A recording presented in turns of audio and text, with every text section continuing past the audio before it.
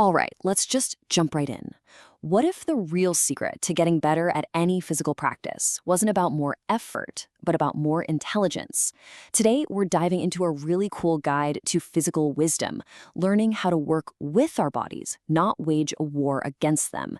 And our guide is, well, a little unusual. It's a dragon named Zor. And Zoran just comes right out of the gate with this absolute gem.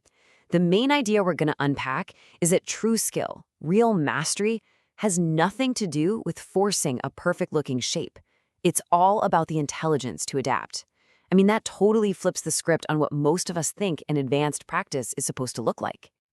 So let's get to the heart of the problem here. So many of us are chasing these, picture-perfect poses we see online. But Zoran's point is that this chase isn't just a waste of time, it can actually be pretty damaging for the bodies that we're living in right now. Now this is what I find so fascinating. The bodies these ancient poses were designed for, they were totally different from ours.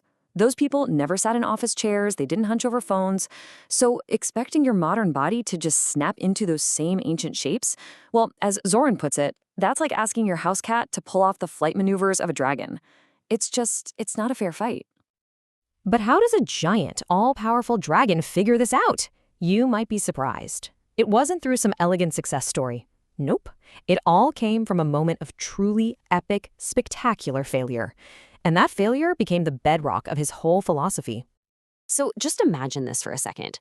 Zoran, this creature of immense power and, let's be honest, probably a pretty big ego, decides he's going to do a simple seated forward fold. He goes into it with what he calls typical draconic confidence, basically thinking his pure strength could just bend reality to his will. And yeah, the result was less than graceful. Instead of this beautiful, serene fold, he basically caused a minor earthquake. It was a hard lesson, but a clear one. You cannot force a body, not even the body of a dragon, into a shape it isn't ready for. And this is it. This is the whole thing, right here in one sentence. This is the lesson he learned from that humbling moment. It's the pivot point from just mindless effort to mindful, intelligent practice. It's the foundation for everything else we're about to talk about. Okay, so if brute force is out, what's in? Intelligence. And in a physical practice, what does intelligence look like? Well, it often looks like tools, which brings us to the very misunderstood world of props. Zoran does not pull any punches here. He goes right after one of the biggest myths you hear in a lot of yoga or fitness classes, that using a block or a strap is a sign of weakness, that it means you're not good enough. He calls that idea dangerous nonsense, and it is, because it's just your ego telling you to risk injury.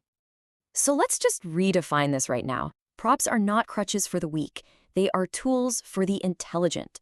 They're what allow you to find the real feeling, the essential point of a pose, without having to risk hurting yourself by chasing some external shape. And his own examples just make the point perfectly. I mean, obviously, we're not going to need a custom bolster that can support several tons, but the principle is exactly the same. It's not about the specific tool, it's about the mindset of changing the pose to fit your body, instead of forcing your body to fit the pose. Okay, so the philosophy is pretty clear, but what about us, the non-dragons in the room? Let's get really practical and see how we can modify our practice for the real challenges of a modern human body. This is our reality, isn't it? Years and years of sitting in chairs, staring at screens, it has literally reshaped our bodies. These common patterns, tight hips, sleepy glutes, that forward head posture, they make a lot of classic poses really difficult and maybe even a little risky if we don't go in smart.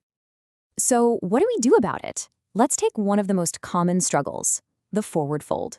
You know that feeling? Where your hamstrings and back just feel like they're made of concrete and you just hit a wall. Sound familiar? Here's the intelligent fix. And notice, the goal here is not to touch your toes. That's not the point. By simply sitting up on something, you change the whole angle of your pelvis. The goal becomes relaxation and release, which is something you can actually feel and achieve, instead of just straining. All right, next up, the hip openers. Those poses that can sometimes feel less like a gentle stretch and more like you're in a wrestling match with your own body. Why is there so often so much resistance there? Once again, the solution is support. You put blocks under your knees so your muscles can finally let go instead of fighting to hold on. But honestly, the most important part here is the patience principle. Zoran says he worked on some poses for 300 years. For us, it just means thinking in terms of months and years, not one class. That's a huge mental shift. And what about this one? Trying to reach your arms overhead or clasp your hands behind your back. For anyone with that desk posture, these kinds of movements can feel downright impossible. And the answer is just so simple. Extend your arms. A strap isn't cheating. It's a tool that helps you feel the line of energy in the pose without yanking on your shoulder. It lets you focus on that internal quality of the movement, which, as Zoran keeps reminding us, is the entire point. And now we get to what Zoran says is maybe the most crucial teaching of all. Because all these modifications, all these tools, they're useless if you can't actually listen to your body. It all boils down to knowing the difference between a good feeling of challenge and a bad signal of pain. This slide is your cheat sheet. You have to learn this difference. Sensation is that feeling of productive work. It can be intense, for sure, but it feels useful, like something is opening up. Pain? Pain is an alarm bell. It's sharp, it's stabbing, it makes you hold your breath.